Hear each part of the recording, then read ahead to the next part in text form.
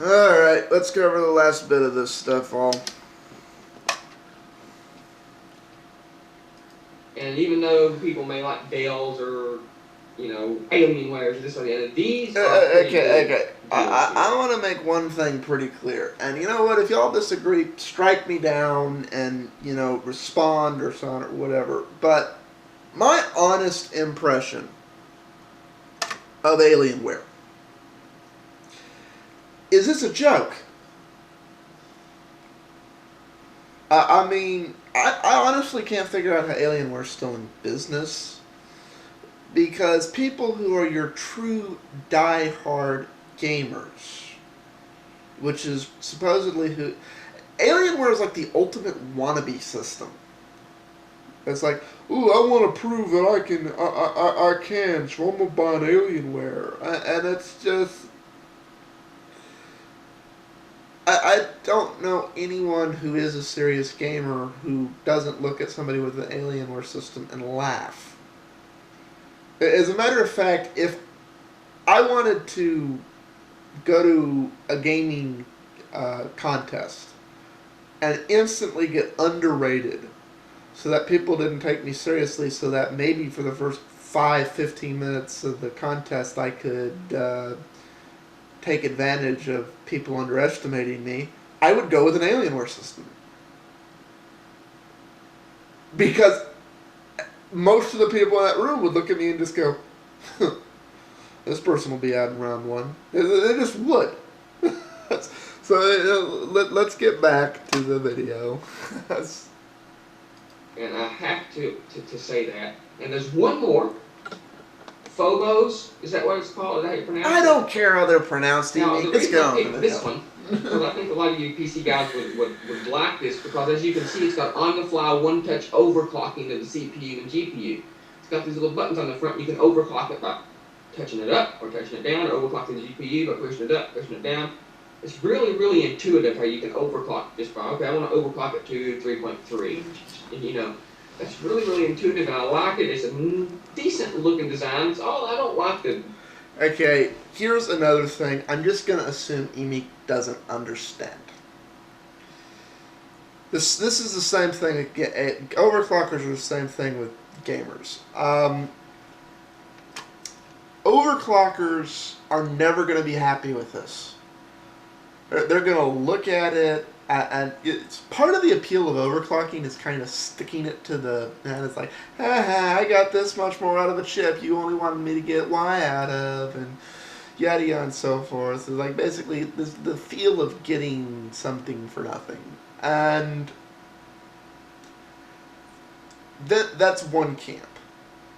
And those people, because they're having to pay for it here, this isn't going to appeal to them. The other camp is the people who are just your true tech hard techs, and they want to get in there and, go, I wonder if I can redesign this a little. What they look for is a BIOS that lets them basically change every setting, even to things that shouldn't be in some cases.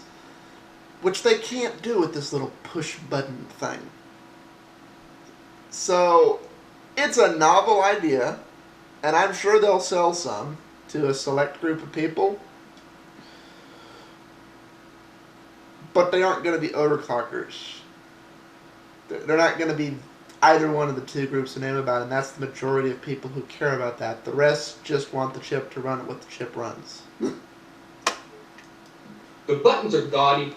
I think that's gaudy, but I like what they're trying to do with it here. And as you can see, they cost up to $8,000 from $3,000. Now, these are professional built gaming rigs. So if we look at the $8,000 machine, we're not going to look at the $8,000 machine. Let's configure the $3,000 machine. As you can see, it's $3,000. It's got two GeForce GTX 275s, which is 2A SLI. Really, really good deal there. It's got a 920 i7 2.66, okay, included in the base price.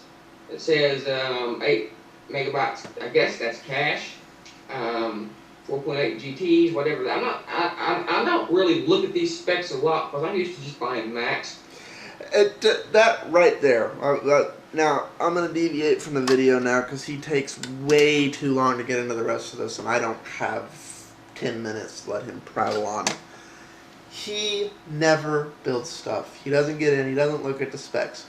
This is what I feel like when I go to Apple's site. When you go to Apple's site, you don't get any of the specs. You basically, if you want the specs of the chip they're using, you have to go to Intel and figure out what chip they're using. And don't bother calling Apple. I wasted an hour and a half of my life one time doing research for one of these videos. Got on the phone, I called Apple, an hour and a half on the phone. Nobody at Apple could tell me which processor this was. Nobody knew. All they knew was it had 8 megabytes. I'm like, that is only half of the story. I need to know the throughput. I need to know the memory addressing scheme. And that's not. I agree. Most people don't care about it. I can forgive it not being on their site, but they should know. They transferred me to somebody they called an engineer, and he acted like I was speaking Greek. It's just, Apple wants everybody to be completely and totally incompetent and inept about how the technology works. The fact that Emeek never builds his systems and he's unfamiliar and he can't follow these specs explains why he thinks ATI is a good graphics card. Now, he makes comments later in this video about people start thinking, PC people, or whichever is the highest number. That's not why I am in the Nvidia camp. Because like he said, next year it'll be Nvidia, the year after that it'll be ATI. That bounces back all the time. The reason I am in the Nvidia camp is because Nvidia cards tend to just work. Now, Apple got a bad run of them because they cheaped out a while back. Apple cheaps out on everything. They get what they pay for in that regard. And rather than blame that on Apple cheaping out, he blamed that on Nvidia. And he should have blamed that on Apple cheaping out. If you build systems or you are a manufacturer, you inevitably come across the fact that there are endless ATI driver issues, both on Windows and Linux. I don't know about OS X because Apple picks all the hardware and tweaks everything for you. But if you're building a system, and I'm sure Apple has to deal with these problems too with the ATI cards. Basically, there's a small select group of ATI cards which don't suffer from this. All of the rest of them do. And they just, my guess is Apple didn't pick any of those. Because the one they picked is one of the few that doesn't. Nvidia, across the board, the drivers work. It's easy to upgrade, easy to find, easy to keep going.